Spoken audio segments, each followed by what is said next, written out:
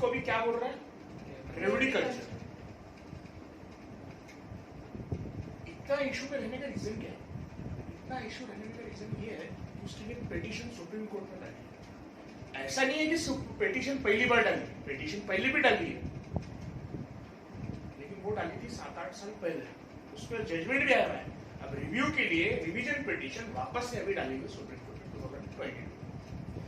अब circumstances change हो गए, टाइम चेंज हो गया, सोशियो इकोनॉमिक कंडीशन चेंज हो गई, उसके मद्देनजर रखते हुए वापस से पिटीशन डाली हुई है। पॉलिटिक्स और ज्यादा एग्रेसिव हो गई है। चीफ जस्टिस ऑफ इंडिया ने रमन्ना ने क्या बोले, उन्होंने बोले कि 3 जजमेंट में बैठा था, I am convinced that there is a need to relook the freebies, that is revdi culture. पहले तो उन्होंने ये बोला कि मेरा काम, हमारा जुडिशरी का काम ही है, इसके ऊपर लॉ पॉलिसीज बनाना चाहिए, लेजिस्लेटर्स का काम है इसके ऊपर काम करना, बराबर है, हमारा काम नहीं है इसके ऊपर पॉलिसीज वगैरह बनाओ, प्रूफ हो, रेस्ट्रिक्शन करो। बट लेकिन उसने ये बोला पिटिशनर्स ने वहां पे कोर्ट में, उनका ये बोलना है कि पॉलिटिकल पार्टीज के वो कभी खुद उसके अगेंस्ट में बनाएंगे, क्या बोले नहीं बनाएंगे, लेकिन फिर भी तुषार मेहता जो गवर्नमेंट एडवोकेट है, सॉलिसिटर जनरल है, उन्होंने उसके फेवर में बोला कि मतलब हटाओ बोल के उसको, पिटिशनर के फेवर में बोला कि रेवड़ी कल्चर से नुकसान हो रहा, इस पे हो रहा, देश की इकोनॉमी पे हो रहा, और ये कई फैक्टर से वो अपन देखेंगे, तो ये तो हटना चाहिए, वैसे उसने फेवर में बोला। इसीलिए तो चीफ जस्टिस ऑफ इंडिया ने ओवरऑल ये कंक्लूजन निकाला कि अभी 3 जजमेंट उसके कॉन्स्टिट्यूशनलिटी, उसकी लीगलिटी, उसके कॉन्सिक्वेंसेस के ऊपर अपन बैठाते और डिसाइड करते हैं, बराबर है। अब फाइनली उसके ऊपर बैठा, डिसाइड हो गया। अब मुद्दा ये है कि न्यूज में आने की वजह से ये हॉट इशू बन गया। इसके साइड इफेक्ट्स क्या है, इसके पॉजिटिव भी क्या है, और ये है क्यों, एग्जिस्टिंग है कैसे, क्या पास्ट में जब सुप्रीम कोर्ट ने इसको लिया था तो उसके ऊपर क्या बोला है, सुप्रीम कोर्ट का स्टैंड रहा क्या है, इसके पहले लीगल स्टैंड क्या है इसके, बराबर है। क्या रहता फ्रीबीज, फ्रीबीज यानी वो रहता जब तुम किसी को कोई चीज चाहिए, वोट चाहिए, जैसा ये वोट के कॉन्टेक्स्ट में, पॉलिटिकल कॉन्टेक्स्ट में, मेरे को वोट दो, उसके बदले में मैं आपको कुछ दूंगा, you are offering something for the sake of vote, that is freebies. For example Aam Aadmi party, electricity चल गया सिक्का उसका, दिल्ली में भी चला, बिजली ले लो, वोट दे दो, बराबर है, ये हो रहा। आम आदमी पार्टी का करंट में जो ऊपर के लेवल में चले, नेशनल लेवल में आम आदमी पार्टी का दिल्ली में चल गया, पंजाब में चल गया, और वो दे भी रहे, खुद के जेब के पैसे से दे रहे, क्यों, किसके जेब के पैसे से दे रहे। उसके पहले अगर आप देखोगे डीएमके तमिलनाडु 2006 में वहां से ज्यादा बढ़ गया, उसने बोला था मैं टेलीविजन देता, बोले कलर, वो भी नए जब कलर चल रहे सबको दिया भी गवर्नमेंट में आ गया। उस टाइप में सरकार की हालत इतनी बिगड़ गई थी तमिलनाडु की, पूरा फाइनेंशियल लॉस, क्या होगा, टेलीविजन सबको बांटने बैठे, कंपनी की इनकम ही इनकम, वीडियोकॉन, सैमसंग ऐसे चल रहे थे, दौड़। उसके बाद में भाई फिर उसके अपोजिट पार्टी है डीएमके, अपने को भी कुछ करना है, तुम क्या देते, बोले टीवी, लैपटॉप, औरतें बोले कि हमारे को लैपटॉप का दे, तुम्हारे को मिक्सर, सीनियर लोग बोले, बुढ़े लोग की बोले हमारे लिए काम करो, अपना किचन में जाते अपना लैपटॉप यूज करते हैं, तुम्हारे को रेडियो, पागल हो गए, क्या तूफान मचा कर देते हैं लोग, जैसे कि खुद के घर के पैसे बांट रहे हैं, दानी हो गया नहीं, तुम ये लो, तुम वो लो, ये वोट की कंपटीशन चल रही है, ये बोल रहा मैं टीवी दे रहा, ये बोल रहा ये, ऐसी चल रही, बोली की बोली लग रही, ऐसी हो रही थी हालत। ये है रेवड़ी कल्चर, रेवड़ी बोलेंगे फिर इसको, एग्रेसिव कल्चर नहीं है,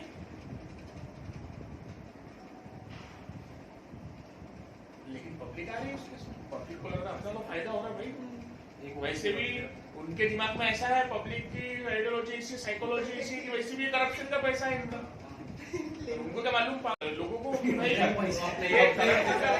तुम्हारे पैसे से तुम्हारे दे रहे हैं, डेवलपमेंट कब हो रही थी उससे, उसके बाद में डेवलपमेंट इतनी हीट हो गई थी तमिलनाडु की आने वाले कुछ टाइम में, वो ठीक है, वो खाने के हद तक ठीक है, लेकिन वो भी एक रेवड़ी कल्चर का ही पार्ट है। राशन कार्ड वो भी रेवड़ी कल्चर का ही पार्ट है। राशन, फ्री राशन वो भी रेवड़ी कल्चर का पार्ट है। एक्सेसिव सब्सिडी वो भी रेवड़ी कल्चर का पार्ट है, वो भी तुम खींच रहे। रेडिंग ऑफ फार्मर्स लोन ये भी रेवड़ी कल्चर का पार्ट है। तुम आ रहे सत्ता में सीधा कर्जे ही माफ कर डाल रहे सबका। अरे भाई आप बताओ मेरे को, फार्मर्स में अगर 100 फार्मर है, क्या सबके सब गरीब है क्या? 100 अगर फार्मर्स हैं तो उसमें से 20 करोड़ जेन्युइनली पुअर है, 80 लैंडलॉर्ड है, लैंड ओनर्स, जिसके पास में खेती है ज्यादा उससे ज्यादा अमीर कोई आज के टाइम में है। स्थिति ये है कि वो लोग ये करते, जो 80% जो रहते, 70 to 80% एक्सपर्ट्स बोलते कि वो लोग लोन पहले लेकर देते ही नहीं, उनको मालूम है माफ होने वाला। रियल जो बेनिफिशियरी है, जो रियल जो जेन्युइन कॉन्टेक्स्ट में जो लोग हैं, उनको कब फायदा हो रहा है, और जो अनएथिकल है, जो नॉन जेन्युइन है, उनको ज्यादा फायदा हो रहा है। बोल सकता मैं एक आप बात आती है 5 से कॉन्स्टिट्यूशन प्रोविजन है, लीगल प्रोविजन से जो लाइट में आ गए, which came in picture. Article 14 equality before, सब इक्वल है, इससे इसका क्या रिलेशन ये है, कोई पार्टी नहीं आई है और कोई पार्टी गवर्नमेंट में है, वो तो कुछ भी प्रोमिसेस करेंगी, हम ये दे देंगे वो दे देंगे, तो उसको ज्यादा एडवांटेज रहेगा इससे। दूसरी बात कि जो ऑलरेडी फ्रीवेज में बहुत कुछ दिया हुआ है, उसके जीतने के और चांसेस ज्यादा है। आम आदमी पार्टी, लोग डेवलपमेंट पे डिसाइड नहीं करेंगे, लोग उसके डिसीजंस पे डिसाइड नहीं करेंगे, लोग कितना देता उस पर डिसाइड करेंगे। फ्री में क्या मिल रहा है उस पर डिसाइड करेंगे। इक्वालिटी बिफोर लॉ है, अगेंस्ट में इक्वालिटी बिफोर लॉ के लिए आता article 266 expenditure from consolidated fund of India. There are fund, तो मतलब कौन से कंसोलिडेटेड फंड और कॉन्टिजेंसी फंड, ये दो इंपॉर्टेंट फंड है। कंसोलिडेटेड फंड जहां से पूरा अलाउंस से टैक्सेस से जहां पर जब जाके डिपॉजिट होते हैं वहां से वो पैसा आता, बराबर है। तो ये भी आ गया प्रोविजन न्यूज में, क्योंकि वहां से पैसा आ रहा। ये भी बात सही है कि वो फंड को यूज करने के लिए अप्रोप्रिएशन एक्ट पास करना पड़ता। मालूम होगा आपको, बताया था, हमने डिस्कस किया था। For using the consolidated fund of India, parliament need to pass appropriation act. मतलब हम ये पर्पस के लिए कर रहे हैं वोटिंग से, ये भी बात सही है, वोटिंग से यूज हो रहा, लेकिन आखिर में हो रहा कंसोलिडेटेड फंड का पैसा, जो हमारे टैक्स का पैसा है। तो हमारा हक है कि कैसा यूज हो रहा वो देखने के लिए। सिर्फ पॉलिटिकल ऑब्जेक्टिव के लिए यूज होना चाहिए क्या पैसा? नहीं, सोशल पर्पस के लिए होना चाहिए, जनरल पब्लिक के लिए यूज होना चाहिए, ईच एंड एवरी सेक्शन के लिए यूज होना चाहिए, ईच एंड एवरी कॉर्नर में यूज होना चाहिए इंडिया के पूरे। बोल सकता मैं सर। आर्टिकल है 282 जो न्यूज में डिस्क्रिशनरी पावर है। 2-3 आर्टिकल जो है बहुत ज्यादा न्यूज में, एग्जाम पॉइंट ऑफ व्यू से भी आपको थोड़ा सा ध्यान देना है उसमें, ठीक है। इसके ऊपर सुप्रीम कोर्ट ने क्या बोला है पहले, अभी का तो मैंने आपको बताया, पहले क्या 2013 में बालाजी केस था, सुब्रमण्यम बालाजी केस, तमिलनाडु, सुब्रमण्यम बालाजी केस, उसमें क्या बोला है सुप्रीम कोर्ट ने, उसके फेवर में बोला है। सुप्रीम कोर्ट ने ये बोला है, it is in accordance with DPSP, directive principles of state policy. Directive principle state policy है ना, था part 4। Directive principle of state policy क्या है? Directive principle of state policy है directions to the state for doing the activities which led to the social economical upliftment of the people. इससे socio economic upliftment of the people होता, इससे लोगों को advancement होता, ऐसे काम। उसमें क्या बोला हुआ है? रिसोर्स डिस्ट्रीब्यूशन के लिए उसमें बोला हुआ है, क्या बोला है? Resource distribution. तो सुप्रीम कोर्ट ने बोला रिसोर्स डिस्ट्रीब्यूशन का पार्ट है, बोले रिसोर्स डिस्ट्रीब्यूशन का। और अल्टीमेटली गवर्नमेंट भले पब्लिक का पैसा, लेकिन पब्लिक में ही जा रहा, पब्लिक को ही दे रहा, उससे पब्लिक की अपलिफ्टमेंट होती, उसमें क्या गलत है? It is not a corrupt practice, उसने ये भी बोला, ये भी ऑब्जर्वेशन था सुप्रीम कोर्ट का। सुप्रीम कोर्ट ने ये भी बोले 2013 में कि this is not a corrupt practice और this is not a bribe. उस टाइम पे भी पिटीशन में एलिगेशन लगे थे कि ये ब्राइब है, रिश्वत है, हमारे को वोट दो इसके लिए, करप्शन है, करप्ट टाइप एक्टिविटीज है, करप्ट प्रैक्टिसेस है, माल प्रैक्टिसेस है। लेकिन सुप्रीम कोर्ट ने बोला ऐसा कुछ नहीं है, it is on line with DPSP. उसके बाद में तो अब आया वापस से पिक्चर को 2022 में, जैसा मैंने बताया एडमिट हो गई petition, chief justice of India ने ये बोली, इस जो अपने सीजे आए हैं उन्होंने बोले 3 जज बेंच ये पिटीशन को रिलुक करेंगे, इसके ऊपर बैठेंगे, इसके ऊपर विचार होगा, ठीक है। अब आगे अब अपन ये देखेंगे फ्रीबीज से होता है क्या। पहले अगर ये देखेंगे फ्रीबीज है क्यों करते हैं फ्रीबीज, व्हाई फ्रीबीज, व्हाई रेवडी कल्चर, तो मैं क्या बोलूंगी आपको। पहला उसका ये है small party versus big party. क्यों? स्मॉल पार्टी को अगर बिग पार्टी को ओवरटेक करना है तो वो यही प्रोमिसेस करेंगी, एक्सेसिव प्रोमिसेस करेंगी, क्योंकि बड़े पार्टी को फिर ऊपर उसकी कैसे लेंगी, जो ऑलरेडी नेशनल पार्टी है, जो ऑलरेडी रिकॉग्नाइज पार्टी, जो ऑलरेडी पब्लिकली एक्नॉलेज पार्टी है, जो पब्लिक में ऑलरेडी उसका वोट बैंक अच्छा खासा है, कोई नई पार्टी अगर ऊपर आई तो वो कैसे उससे ज्यादा वोट लेंगे, कैसे ओवरकम करने की कोशिश करेंगे। उसका यही ऑप्शन फ्रीबीज कि हम तुम्हारे को ये दे देंगे, हम तुम्हारे को वो दे देंगे। आम आदमी पार्टी जैसा कर दी, आम आदमी पार्टी सक्सेसफुल भी हो गई, समाजवादी पार्टी ने भी करी थी। समाजवादी पार्टी में तो एक बार बोलते हम बाइक ही बांटते हैं, अच्छा होगा जीते नहीं। लैपटॉप भी बोला था, लैपटॉप तो बांट भी दिया, ऐसे कुछ भी बोलते हैं। छोटी पार्टी क्या करेंगी, स्टेट लेवल रीजनल लेवल की पार्टी ओवरकम करने के लिए इस टाइप से फ्रीबीज ऑफर, रेवडी कल्चर यूज करते, बराबर है, फ्रीबी कल्चर। दूसरा कारण क्या है, मल्टी पार्टी सिस्टम, कई ज्यादा पार्टी है, जैसे कि स्मॉल वर्सेस बिग है, वैसे हर पार्टी को एक में एक से ऊपर जाने की है। इंडिया में ऐसा सिस्टम कोई पार्टी पे रोकेगा चाइना के जैसा? चाइना में, यूके में, वहां पर कई जगह 2 पार्टी है, कई बार वन पार्टी सिस्टम है। इंडिया में है क्या? नहीं। इंडिया में क्या है, जितने पार्टी बना सकते हैं, आप भी अपनी खुद की पार्टी भी चालू कर सकते कि नहीं कर सकते? आपको भी अधिकार है कि नहीं है? खुद की पॉलिटिकल पार्टी चालू कर सकते हैं, कल कर दो अपनी नई पार्टी नाम से रघुवंशी पार्टी। कुछ वोटर्स तो रेडी है अपने, यूपीएससी जनहित पार्टी कर दो, वोटर ही वोटर, स्टूडेंट्स आपके पास में रेडी रहेंगे, कुछ काम नहीं करना, बस इनकी याचिका ही उठाने का। इनके लोकल रीजनल नेशनल पार्टी सब अपने हिसाब से वोट बैंक खींचने के लिए, वोट बैंक को ल्योर करने के लिए, पब्लिक को ल्योर करने के लिए कुछ भी ऑफर कर रहे हैं जो उनको अच्छा लगता है। लोकल लेवल पे पब्लिक की साइकोलॉजी से खेलते हैं वो लोग, उनको पब्लिक की साइकोलॉजी देख रहे हैं कितने लालची, इनको क्या चाहिए। It become a part of culture. आजादी के बाद से पार्ट बन गया और अब ज्यादा एग्रेसिव हो गया ये चीज को लेके। मतलब पार्ट एंड पार्सल है, अगर तुम इलेक्शन में खड़े हो रहे हो, मैनिफेस्टो में खड़े हो रहे हो, तुम्हारा कुछ ना कुछ बोलना ही है, हम ये दे रहे हैं, तो तुम्हारा कैंपेन ही इनकम्प्लीट है। चौथा क्या है, क्रिमिनलाइजेशन ऑफ पॉलिटिक्स। बोल सकता क्यों क्रिमिनलाइजेशन ऑफ पॉलिटिक्स का उसका क्या लिंक है? करप्शन बढ़ जाता, सही बात। क्रिमिनल लोगों की मानसिकता क्या है, कुछ सोसाइटी के बारे में कभी सोचते हैं? आज मेंबर ऑफ पार्लियामेंट कितने क्रिमिनल केसेस चालू है? 233, 550 में से अराउंड 233 लोगों पे क्रिमिनल केसेस चालू है। उसमें से 100 एक तो ऐसे उसमें ग्रीवियस क्रिमिनल केसेस चालू है, उनपे किडनैपिंग, रेप, मर्डर। मैं क्या बोल सकता कि law makers has become a law breakers, law breakers has become a law makers. ऐसी अगर परिस्थिति है तो वो लोग क्या करेंगे जनहित में काम? वो तो फ्रीज भी देने को कम नहीं करेंगे। उससे क्या होगा, जब इतना दे रहे वसूल तो करेंगे भाई। तो मालूम है हम लोग डेवलपमेंट के नाम पे थोड़ी ना जीत रहे, हम लोग खैरात के नाम पे जीत रहे, हम लोग फ्री में बांटने के नाम पे जीत रहे, हम लोग चैरिटी के नाम पे जीत रहे। उनके हिसाब से चैरिटी नहीं, सरकार के अपने ही पैसा अपने को ही दे रहे हैं, और अपने को ऐसा लगता है लोग क्या कर रहे हैं, जबकि अपने ही पैसा अपने को ही दे रहे हैं। उनके जेब का कुछ पैसा है क्या? ऐसा है कि पॉलिटिकल पार्टी के फंड से अपने को देने वाले हैं सर, अपने को सरकार के पैसे से देने वाले हैं।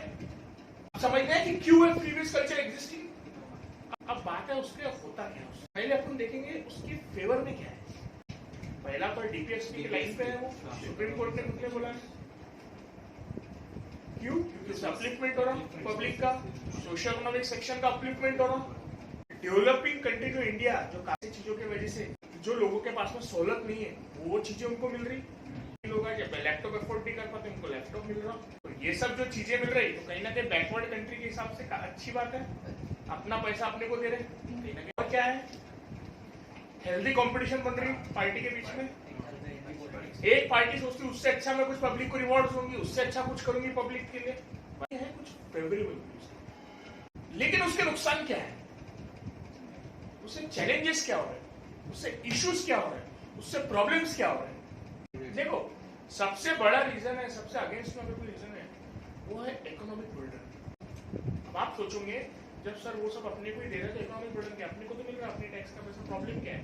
प्रॉब्लम ये है अगर वो पैसा पूरा इस पे लगा देंगे सरकार का, तो रोड कब बनाएंगे, एजुकेशन इंस्टीट्यूशन कब बनाएंगे, हॉस्पिटल कब बनाएंगे, कॉलेजेस कब बनाएंगे, एम्प्लॉयमेंट कैसे देंगे, इन्वेस्टमेंट कैसी करेंगे, क्वेश्चन मार्क ये है। तो तुम्हारा expenditure will be more than income. 10 रुपए तुम्हारे पास में है, तुम 12 रुपए खर्च कर रहे हो, तो तुम निगेटिव में जाओगे या पॉजिटिव में जाओगे? निगेटिव में जाओगे। फिर वो पैसा कहां से कवर करोगे? लोन से लोगे। 2 टाइप के लोन रहते हैं, सस्टेनेबल लोन, एक unsustainable loan. What do you mean by unsustainable loan? Unsustainable loan मतलब आप फॉर एग्जांपल कोई आपके लिए बताना, मैं इंडिविजुअल लेवल पे, आप अगर बंदे हो, आपको कुछ बिजनेस चालू करना है, आप लोन लेके बिजनेस डाल रहे हो और उसके इनकम से आप लोन फेड रहे हो, उसके ऊपर इनकम भी होंगी आपकी, आप लोन फेड दोगे, this is the sustainable loan. लेकिन आप लोन लेके आपकी पूरी लोन कैपेसिटी का लेके आप कार ले रहे हैं, कहां से आपकी इनकम है? अनसस्टेनेबल लोन है। आपकी इनकम हो रही गाड़ी से, सिर्फ लग्जरी है, वो ये गाड़ी है, कुछ फायदा है, वो क्या है? अनसस्टेनेबल। ये अनसस्टेनेबल है कि सस्टेनेबल लोन है? अनसस्टेनेबल। कहीं से कुछ आ रहा है गवर्नमेंट को वापस से, पब्लिक को कुछ वापस से रिटर्न आ रहा है उसका, सिर्फ एक ही चीज का आ रहा है, पब्लिक को रिवॉर्ड से उनका अपलिफ्टमेंट में कहीं ना कहीं थोड़ा बहुत हेल्प हो रही है, लेकिन उससे भी निगेटिव कल्चर तैयार होना। क्या निगेटिव कल्चर तैयार होना? जैसा इन्होंने बोले तनुश्री ने कि भाई लोगों के काम, मतलब लोगों की एक्सपेक्टेशन ऐसी होगी, लोग काम करने की इच्छा कम हो जाती, इनको लगता है ऐसी पब्लिक की पॉलिटिकल पार्टी की एक्सपेक्टेशन ऐसी बन जाती। पॉलिटिक्स उससे भी फिर और क्या होता, पॉलिटिकल एनवायरनमेंट बिगड़ता, करप्शन बढ़ जाता उससे, क्योंकि जो पॉलिटिकल पार्टी स्पेंड कर रही, सब कर रही, वो फिर उनको ऐसा लगता है कि वैसे भी लोग अपने डेवलपमेंट के इसमें चुने भी नहीं है। They have not elected us on the agenda of development. They have not, but they have just elected us for the sake of rewards, for the sake of freebies. तो फिर वो डेवलपमेंट पे काम करेगी पार्टी, बहुत कम chances है करेगी, ज्यादा चांसेस नहीं है, करेंगी नहीं ऐसा भी नहीं बोल सकते, बट कम चांसेस है करेगी, क्योंकि उसको मालूम है कि भाई मेरे को जीतने के लिए ये नहीं, मेरे को क्या अगले इलेक्शन आया वापस से मैं और कुछ दूंगा और इससे भी अच्छी चीज दूंगा, ब्रांडेड चीज दूंगा अगली बार। सही बात है, इस बार नॉर्मल लैपटॉप की अगली बार आईपैड दूंगा मैं, तो पब्लिक पागल ही हो जाएंगे। ऐसी परिस्थिति होगी नहीं होगी, देश पीछे जाएगा आगे जाएगा इससे। हम ऐसा सोच रहे हैं डीपीएसपी के हिसाब से अच्छा है, लाइन पे अच्छा है, पर तुम ओवरऑल अगर लॉन्ग टर्म इफेक्ट देखोगे तो उसका देश पीछे जाएगा उससे। एक तो अनसस्टेनेबल लोन हो रहा, हेवी बर्डन हो रहा टैक्स पेयर्स पे, पॉलिटिकल ऑब्जेक्टिव्स के लिए हो रहा वो, सोशल ऑब्जेक्टिव के लिए नहीं, पॉलिटिकल ऑब्जेक्टिव के लिए हो रहा। करप्शन वाली मानसिकता बनती, ब्राइट टेकिंग एक कल्चर बन जाता पार्टी में, bright taking will become a culture और नॉट। तो तुम कुछ लेके दे रहे किसी को, तो ब्राइट नहीं है तो रिश्वत नहीं है तो क्या है, मेरिट्स पे पार्टी जीतेंगे नहीं, तो मैं क्या ये बोल सकता कि it is against free and fair election? कोई पॉलिटिकल पार्टी कास्ट के भरोसे में जीत रही, कोई पॉलिटिकल पार्टी रिलीजन के भरोसे में जीत रही, कोई पॉलिटिकल पार्टी हनुमान चालीसा के भरोसे में जीत रही, कोई पॉलिटिकल पार्टी राम मंदिर की वजह से जीत रही, कोई पॉलिटिकल अजान की वजह से जीत रही। क्या मतलब है बात? कोई डेवलपमेंट की वजह से कौन जीता? कोई नहीं जीत रहा। सेंट्रल में चल रही है अभी थोड़ी सी गवर्नमेंट डेवलपमेंट, पर बाकी स्टेट लेवल में तो बहुत ही बेकार हालत है। ये रियलिटी है, बिटर ट्रूथ है। मतलब आप देखो डेवलपमेंट का कहां मुद्दा चल रहा, caste, religion, ministry, rewards, freebies, सब यही चल रहा। पॉलिटिकल एनवायरनमेंट डिस्टर्ब हो चुका है पूरा, तो अब करना क्या चाहिए? 3 जज bench of supreme court is on right direction. अभी ये पूरा क्लैरिटी आनी चाहिए इसमें, है क्या क्या रेस्ट्रिक्शंस, लिमिटेशन सब रहनी चाहिए। तुम ऑफर करो, मुद्दा वो नहीं है, बट एक लिमिटेशंस रहनी चाहिए। दूसरी चीज सेंस ऑफ रिस्पॉन्सिबिलिटी आनी चाहिए पार्टीज में, सेंस ऑफ। तीसरा पब्लिक में अवेयरनेस होनी चाहिए, people should be politically and economically educated. लोगों ने खुद का हित देश के हित से नीचे रखना चाहिए, देश का हित ऊपर रखना चाहिए। ये नहीं सोचना चाहिए मेरा फायदा क्या होगा, ये सोचना चाहिए पूरे देश का फायदा क्या होगा। यही कारण है कि जापान आज इतना आगे, यही कारण है यार यूएसए इतना आगे, यही कारण है फ्रांस वगैरह। आप देखो वो कंट्रीज में जाके, रशिया में देखो, यूक्रेन देखो, आप पेट्रियोटिक, कितने लोग पेट्रियोटिक है। मैंने आपको कई बार एग्जांपल केस स्टडी है मेरे जरूर में, मैं हमेशा देता, मेरे हिसाब से केस स्टडी है वो। आज यूक्रेन के जैसा पेट्रियोटिज्म अभी देखने को बहुत मुश्किल है, मतलब इतना बढ़िया पेट्रियोटिज्म बताया उन्होंने, कल्चर पेट्रियोटिज्म का। आज वो देश अगर तकलीफ में है, रशिया यूक्रेन की लड़ाई हुई, आज देश में आर्मी कम पड़ गई, सब कम पड़ गया, पब्लिक, औरतें, बुढ़े, सबके सब रोड पे आ गई, पूरी पब्लिक, औरतें और बुजुर्ग लोग रोड पे आ गए, यूनिफॉर्म पहन लिए, ट्रेनिंग ले रहे, लड़ रहे, लेकिन पीछे हट रहे क्या? अब इंटरव्यू सुनो उन लोगों के, हम पीछे नहीं हटेंगे। क्यों? ये देश पहले है। अपने बच्चे जो छोटे हैं उनको दूसरे कंट्री में भेज दिया, रेफ्यूजी कैंप, यूरोप में भेज दिया, ग्रीस में भेज दिया, आसपास जो भी नेबरिंग कंट्रीज है।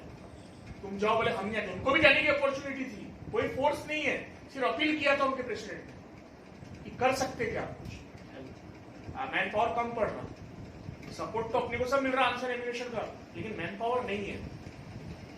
पब्लिक ने पॉजिटिव सिग्नल दी, ठीक है, बोले हम रुकेंगे, इनको भेजो। ऐसे इसको बोलते रियल सेंस ऑफ पैट्रियोटिज्म, इसको बोलते हैं नेशनलिटी। सही है गलत है? सही है। आप लोगों ने भी देखा है सब, जब ऐसी चीज आई थी ना तो फिर देश ही आगे बढ़ता, देश लोग कैसा भागता फिर। घर के बाहर कचरा फेंकते तो अपन ये सोचता था घर साफ हो रहा, पर अपन ये सोचता था देश गंदा होगा। सोचते क्या, घर तो साफ हो रहा पर तुम देश को तो गंदा कर रहे हैं, उसका क्या? ये अपनी जो सोच है ना वो छोटी है, पर तो सोच को बड़ा करो। खुद के शॉर्ट टर्म फायदे के लिए लॉन्ग टर्म में पूरे कंट्री का तुम भी तो पार्ट हो ना। कंट्री का होगा लॉन्ग टर्म में नुकसान तो आपका होगा कि नहीं होगा? देश के ऊपर कोई उंगली उठा रहा तो आपको उंगली उठ रही कि नहीं उठ रही? उठ रही। इंडिया का स्टेटस उड़ गया है कहीं ना तक ग्लोबल लेवल पे, बहुत हद तक उठ चुका है, ये बात रियलिटी है। आज यूक्रेन से जब रेफ्यूजी को सब सॉरी वहां के लोगों को निकाले, मेडिकल स्टूडेंट को, इंडिया के स्टूडेंट्स को पहला पैसे रशिया ने रोक दिया था थोड़े टाइम के लिए, बहुत बड़ी बात है। यूएसए ने बोला, सबने बोले तो हो नहीं रहा था कुछ भी, जब इंडिया ने बोला था वॉर रोक दिया था थोड़ी देर के लिए वो एरिया में, बहुत बड़ी बात है। No country had dared. जब देश अपने लिए इतना कर रहा, देश भी अपने लिए अपना नाम बढ़ा रहा, अपने को प्रोटेक्शन दे रहा, तो अपने को अपना भी फर्ज है कुछ देश के लिए कुछ करना है नहीं है। दूसरी कंट्री वाले आके गाली दे रहे तो अपन ने भी 2 गाली एक्स्ट्रा दे रहे। अपना तो ऐसा है, कोई यूरोपियन कोई वेस्टर्न अपने कंट्री में आया, अपने देश में आया, अपने घर में आया, तो मिलने आया अपने से, कोई फैमिली लिंक वगैरह से कुछ, तो उसने बोला हमारे कंट्री, हमारा कंट्री तो ऐसी चाहिए, हमारी कंट्री अच्छी है, मैं भी आता हूँ, ऐसी बोलते। ये प्रोटेक्ट करते, डिफेंस करते अपनी कंट्री को, नहीं हमारा देश भी अच्छा है, हो रहा धीरे धीरे, नहीं है तो होगा धीरे धीरे, बोलते पॉजिटिवली निगेटिव बोलते। ये अपने सब ड्रॉबैक्स है। अपन सोचते अपने अकेले से क्या होगा, अरे बट एक से तो पूरा देश बनता ना, सब ऐसे बोलेंगे एक तो सब अलग हो जाएंगे।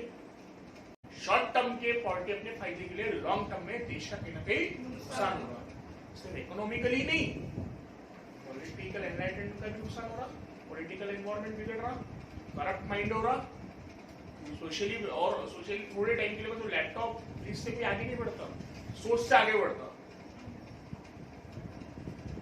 बराबर है। लैपटॉप चलाने वाले की सोच भी अच्छी चाहिए, तब आदमी आगे बढ़ेगा। जब लैपटॉप मिलने से होता क्या, हथियार मिलने से कुछ हथियार चला के आना चाहिए, सही है ये नहीं है। और लैपटॉप चलाना कैसे सीखूंगा, जब अच्छे एजुकेशन इंस्टीट्यूशन होंगे, अच्छे टीचर्स आएंगे, अच्छा एम्प्लॉयमेंट मिलेगा। ये कैसे आएगा, इन्वेस्टमेंट से आएगा। तुम शॉर्ट टर्म के लॉन्ग टर्म का इनडायरेक्टली नुकसान कर रहे हैं। ये था फ्री कल्चर, क्लैरिटी है पूरी।